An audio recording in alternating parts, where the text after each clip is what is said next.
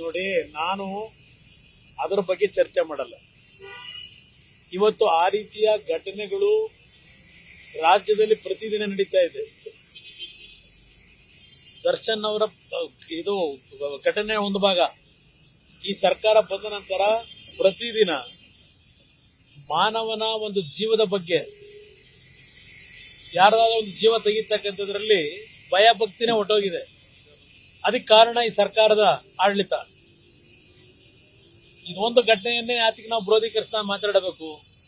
ರಾಜ್ಯದಲ್ಲಿ ಎಷ್ಟು ಪ್ರಕರಣಗಳು ಈ ಸರ್ಕಾರ ಬಂದ ನಂತರ ಪ್ರತಿದಿನ ಒಂದಲ್ಲ ಒಂದು ಭಾಗದಲ್ಲಿ ಯಾವ ರೀತಿ ನಡೀತಾ ಇದೆ, ಎಷ್ಟು ಕೊಲೆಗಳಾಗ್ತಿದೆ. ಹಲವಾರು ವೈಯಕ್ತಿಕವಾದ ಕಾರಣಗಳಿರ್ಬೋದು. ಆ ವೈಯಕ್ತಿಕವಾದ ಕಾರಣಗಳಿಂದ ಇವತ್ತು ಕೊಲೆ ಮಾಡತಕ್ಕಂಥದ್ದು, ಜೀವ ತೆಗಿತಕ್ಕಂಥದ್ದು ಎಷ್ಟು ಸುಲಭ ಆಗಿದೆ ಈ ರಾಜ್ಯದಲ್ಲಿ. ಈ ತರ ಇತ್ತ ಮೊದಲೇ ಯಾವಾದರೂ ಈ ರೀತಿಯ ಒಂದು ಜೀವ ತೆಗಿತಕ್ಕಂಥದ್ದು. ಇದಕ್ಕೆ ಕಾರಣ ಇವತ್ತು ಏಕೆಂದ್ರೆ ಸರ್ಕಾರದಲ್ಲಿರ್ತಕ್ಕಂಥ ಪೊಲೀಸ್ ಅಧಿಕಾರಿಗಳೇ ಹಣದ ವ್ಯಾಮೋಹಕ್ಕೆ ಬಲಿಯಾಗಿ, ಏಕೆಂದ್ರೆ ಅವ್ರ ಪಾಪ ಅಲ್ಲಿ ಕೊಟ್ಟು ಬಂದವರಲ್ಲ, ಅದು ಸಂಪಾದನೆ ಮಾಡಬೇಕಲ್ಲ. ಅದಕ್ಕೋಸ್ಕರವಾಗಿ ಇವತ್ತು ಆಡಳಿತದಲ್ಲಿ ಸಂಪೂರ್ಣವಾಗಿ ಕುಸಿತ ಆಗಿದೆ. ಅಧಿಕಾರಿಗಳಿಗೂ ನಾವು ದೋಷ ಕೊಡಲ್ಲ. ಈ ಸರ್ಕಾರ ಇದನ್ನ ಒಂದು ಗಾದೆ ಇದೆಯಲ್ಲ ಹಿಂದೆ, ಯಥಾರಾಜ ತಥಾ ಪ್ರಜೆ, ಯಥಾರಾಜ ತಥಾ ಪ್ರಜೆ. ಏನು ಮಾಡೋಕ್ಕಾಗಲ್ಲ. ಇದರಿಂದ ಹೆಚ್ಚಿನ ನಾವು ನಿರೀಕ್ಷೆ ಇಟ್ಕೊಳ್ಳಿಕ್ಕೆ ಆಗಲ್ಲ. ಎಲ್ಲ ಅದು ಇತಿಹಾಸದಲ್ಲಿ ಈ ರೀತಿಯ ಘಟನೆ ಎಂದೂ ಕಾಣಲಿಲ್ಲ.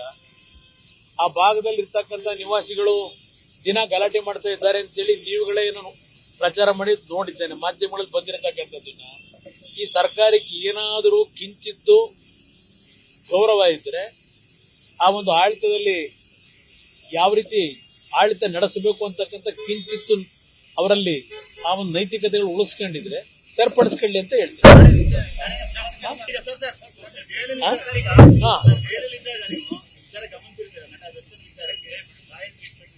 ನೋಡಿ, ನಾನು ಅದರ ಬಗ್ಗೆ ಚರ್ಚೆ ಮಾಡಲ್ಲ. ಇವತ್ತು ಆ ರೀತಿಯ ಘಟನೆಗಳು ರಾಜ್ಯದಲ್ಲಿ ಪ್ರತಿದಿನ ನಡೀತಾ ಇದೆ. ದರ್ಶನ್ ಅವರ ಇದು ಘಟನೆ ಒಂದು ಭಾಗ.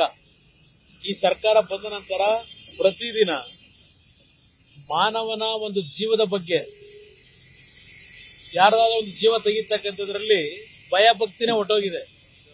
ಅದಕ್ಕೆ ಕಾರಣ ಈ ಸರ್ಕಾರದ ಆಡಳಿತ. ಇದೊಂದು ಘಟನೆಯನ್ನೇ ಯಾತಿಗೆ ನಾವು ವಿರೋಧೀಕರಿಸ್ತಾ ಮಾತಾಡಬೇಕು? ರಾಜ್ಯದಲ್ಲಿ ಎಷ್ಟು ಪ್ರಕರಣಗಳು ಈ ಸರ್ಕಾರ ಬಂದ ನಂತರ ಪ್ರತಿದಿನ ಒಂದಲ್ಲ ಒಂದು ಭಾಗದಲ್ಲಿ ಯಾವ ರೀತಿ ನಡೀತಾ ಇದೆ, ಎಷ್ಟು ಕೊಲೆಗಳಾಗ್ತಿದೆ.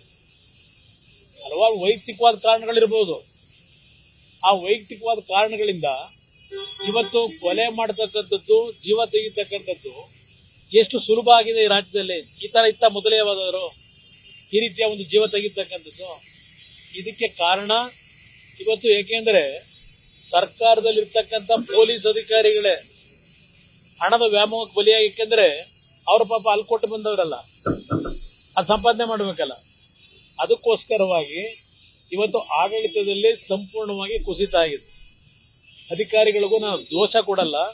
ಈ ಸರ್ಕಾರ ಇದನ್ನ ಒಂದು ಗಾದೆ ಇದೆಯಲ್ಲ ಹಿಂದೆ, ಯಥಾರಾಜ ತಥಾ ಪ್ರಜೆ, ಯಥಾರಾಜ ತಥಾ ಪ್ರಜೆ. ಏನು ಮಾಡೋಕ್ಕಾಗಲ್ಲ.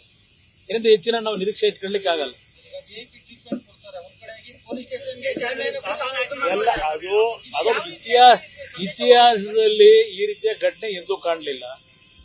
ಆ ಭಾಗದಲ್ಲಿ ಇರ್ತಕ್ಕಂಥ ನಿವಾಸಿಗಳು ದಿನ ಗಲಾಟೆ ಮಾಡ್ತಾ ಇದ್ದಾರೆ ಅಂತೇಳಿ ನೀವುಗಳೇ ಏನು ಪ್ರಚಾರ ಮಾಡಿ ನೋಡಿದ್ದೇನೆ, ಮಾಧ್ಯಮಗಳಲ್ಲಿ ಬಂದಿರತಕ್ಕಂಥದ್ದನ್ನ. ಈ ಸರ್ಕಾರಕ್ಕೆ ಏನಾದರೂ ಕಿಂಚಿತ್ತು ಗೌರವ ಇದ್ರೆ, ಆ ಒಂದು ಆಡಳಿತದಲ್ಲಿ ಯಾವ ರೀತಿ ಆಡಳಿತ ನಡೆಸಬೇಕು ಅಂತಕ್ಕಂಥ ಕಿಂಚಿತ್ತು ಅವರಲ್ಲಿ ಆ ಒಂದು ನೈತಿಕತೆಗಳು ಉಳಿಸ್ಕೊಂಡಿದ್ರೆ ಸರಿಪಡಿಸ್ಕೊಳ್ಳಿ ಅಂತ ಹೇಳ್ತೀನಿ.